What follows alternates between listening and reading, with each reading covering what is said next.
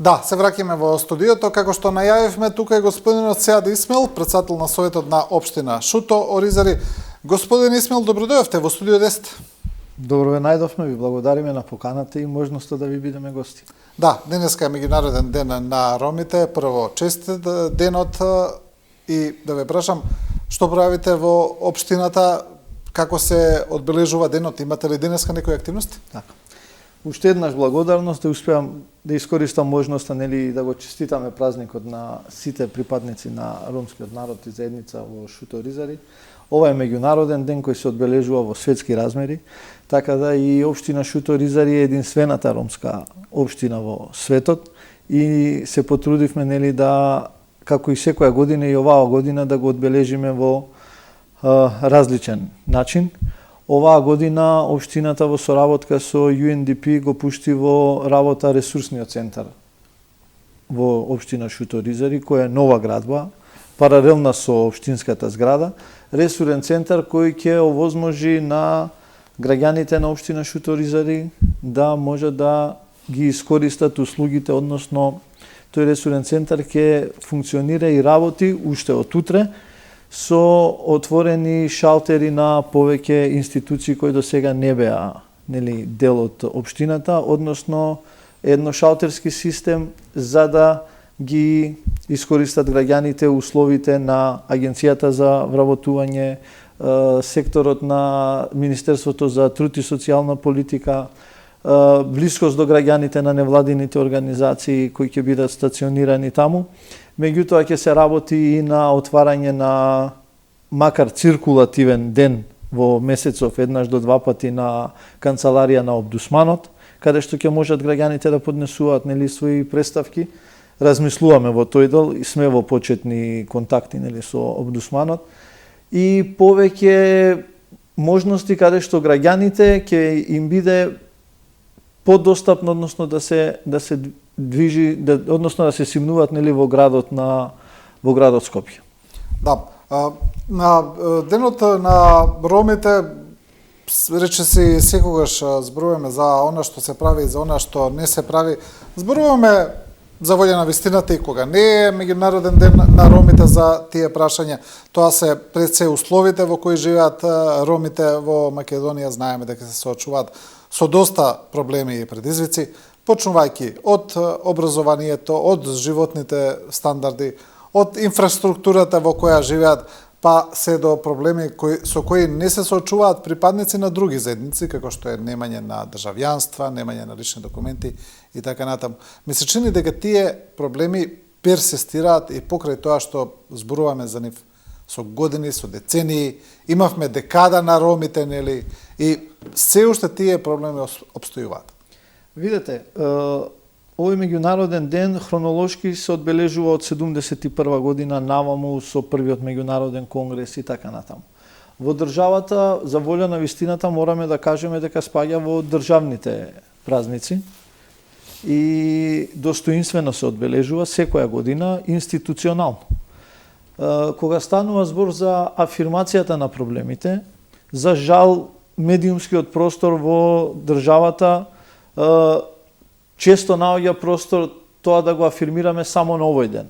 После тоа некако наидуваме на бариери, наидуваме на пречки. Како што е во тој дел, така и во другите делови.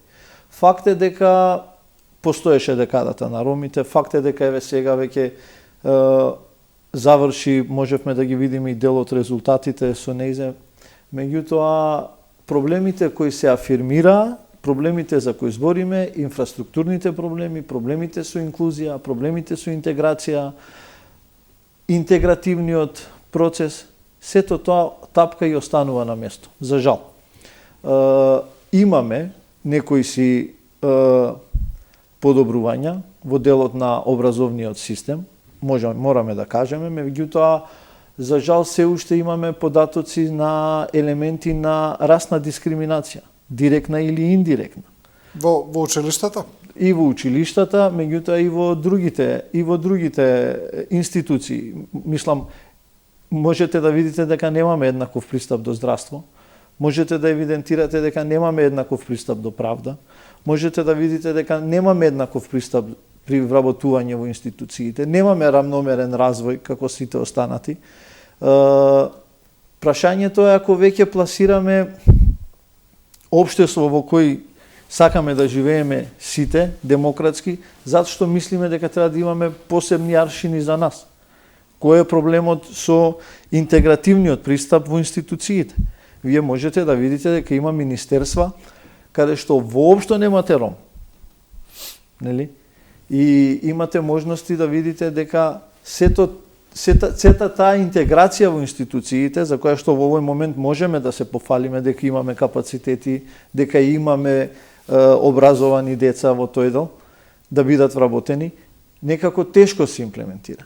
Имавме можности да ја видиме интеграцијата каде што бевме застапени во централната власт, бевме истовремено застапени во законодавната и во централната власт, и во извршната власт.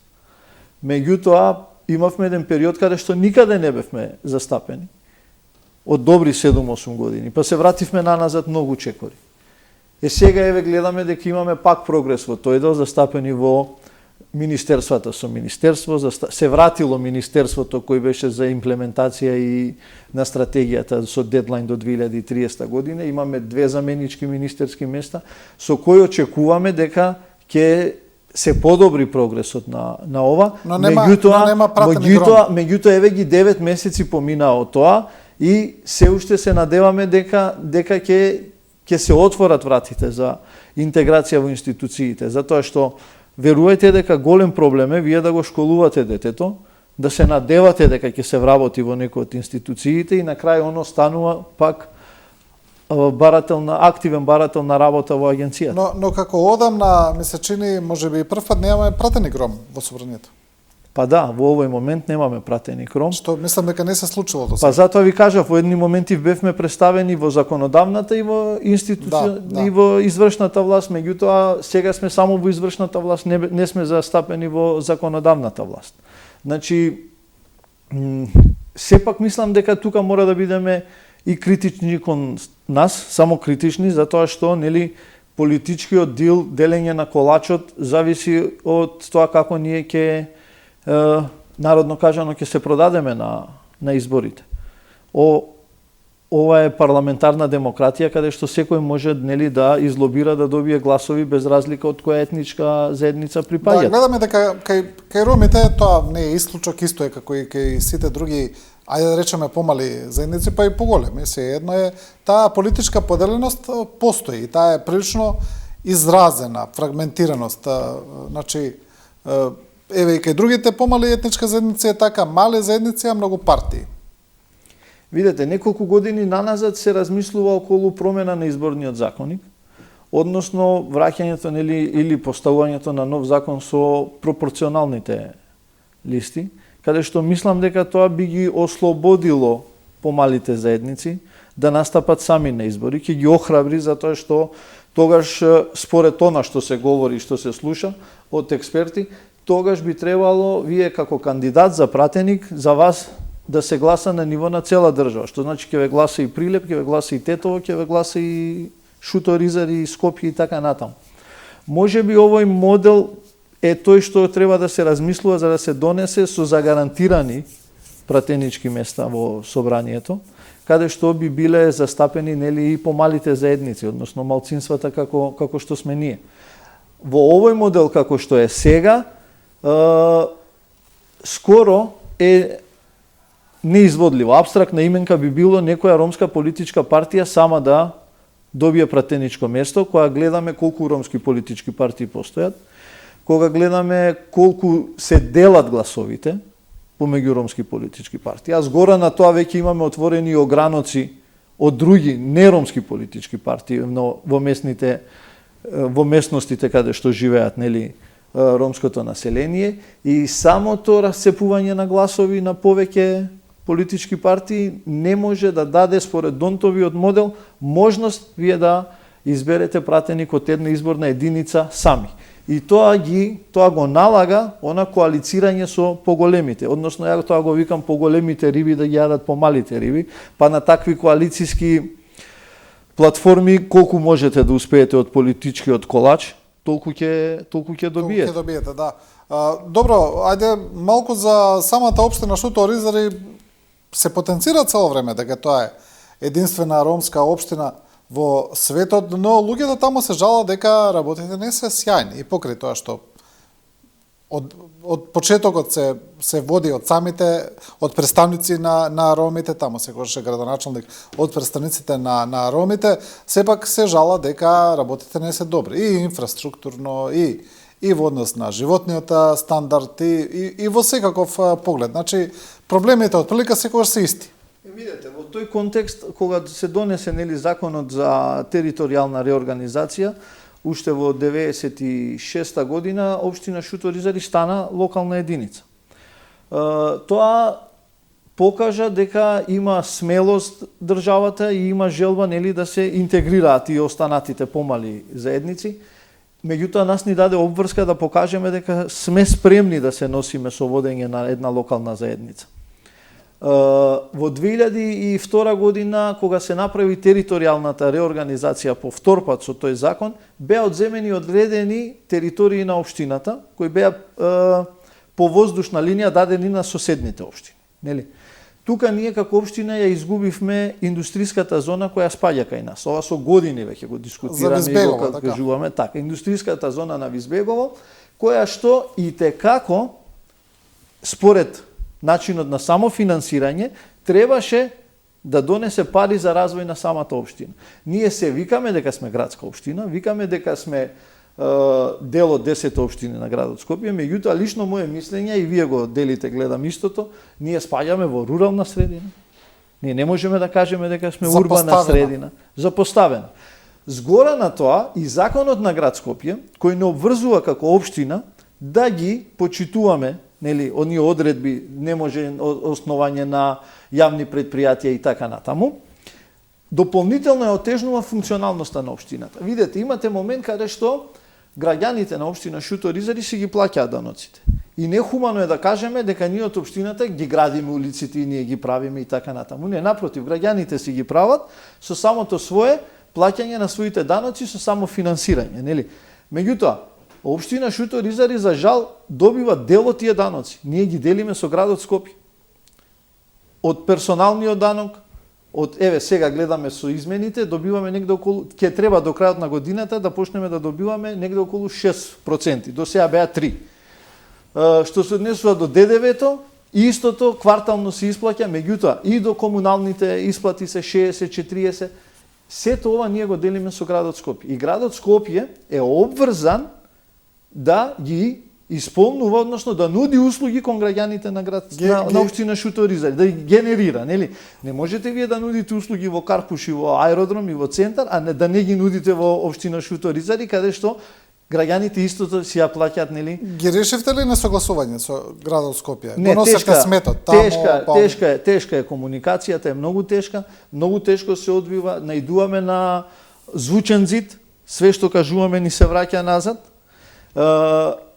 Ја во неколку наврати кажав, во ред можеби имаме кумулативно мало плаќање од страна на граѓаните, меѓутоа тоа со законот за извршна постапка не значи дека градот нема да им ги земе средствата за тие пари, утре им ги блокираат сметките, ако не платите данок на имот, ако не платите ѓубретарина, преку водовод градот Скопје ќе ви ги блокира сметките. И тоа ќе се случи со граѓаните на општина Шуто Оризари, ќе им се блокираат сметките ако не си го платат тоа што е одредено на месечно ниво, мада и тоа е многу скапо веќе, поскапено е, не знам по кој тариф никој ни го прават тоа, меѓутоа сметот не е земен од општина Шуто Оризари. Сметот остана, а вие преку извршна постапка ќе ни ги земете парите како граѓани. Значи не го собираат се уште? Не, сега има некое подобрување во тој дел, меѓутоа ако доаѓа вторник и четврток, сега се доаѓа само во среда. И одговор нема зашто е тоа така. Ако се доаѓало со големи камиони, сега се доаѓа со мали камиони, кога збориме за сметот, нели? Меѓутоа тука е јавниот превоз. Не можете вие како граѓанин да платите 1400 денари јавен превоз како сите останати во градот Скопје, да добивате автобуси од кои имам изрека да го кажам Хитлер бега, ги оставил Хитлер кога бегал, нели? Само такви автобуси може да видите во Шуто Оризари, никаде на друго место. Едно, второ, ниту еднашка во денот да не се почитува дневниот распоред и дневниот ред. Секаде можете да видите во колку ќе стигне автобус. Во Шуто-Ризари имате циркулација на сообраќајна траса максимум, не знам, дали 4 до 5 пати во денот. Тоа се 3 до 4 часа да чекате автобус за да отидете некаде. Децата не одат во школа, луѓето не можат да одат на работа. А опцијата на градот Скопје, односно законот за градот Скопје, кој ги нуди опциите на општина Шуто-Ризари, ние не смееме да основаме јавно предпријатие за превоз.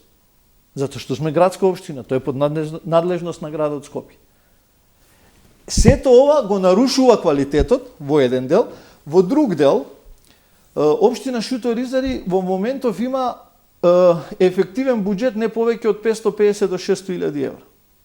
За разлика од другите општини кои располагаат од 7 до 10 милиони евра на годишно ниво. Значи сето ова го отежнува работењето. Тука треба, нели, ако сакаме парцијално да го отвориме ова на годишно ниво, сега во овој момент да не беше повикот на владата со 25 проекти со кои аплицирала општината за да се реконструираат улиците, ние немаше да успееме да ги реконструираме никогаш. Затоа што немаме можности да ги реконструираме одеднаш толку многу. Можевме квартално, на годишно ниво, неколку од нив да се направат. Со вакви проекти може да се помогнат руралните и, како се вика, сиромашните општини. Меѓутоа, со бојкотирање од страна, како што се случуваме сега со градот, многу тешко се одвива комуникацијата. Да. За жал. Добро, господин Исмаил, еве, ние ќе останеме отворени за проблемите на ромите во текот на целата година. И секогаш кога има нешто повторно ново, еве, ќе дебатираме. Тука Ви благодариме. Нема да биде само на меѓународниот ден, сакам да кажам. Се надевам дека ќе биде така, затоа што ние на неколку наврати успеваме бар нешто да направиме, да подобриме, бар да отвориме некоја конструктивна дебата, каде што за жал сме запоставени.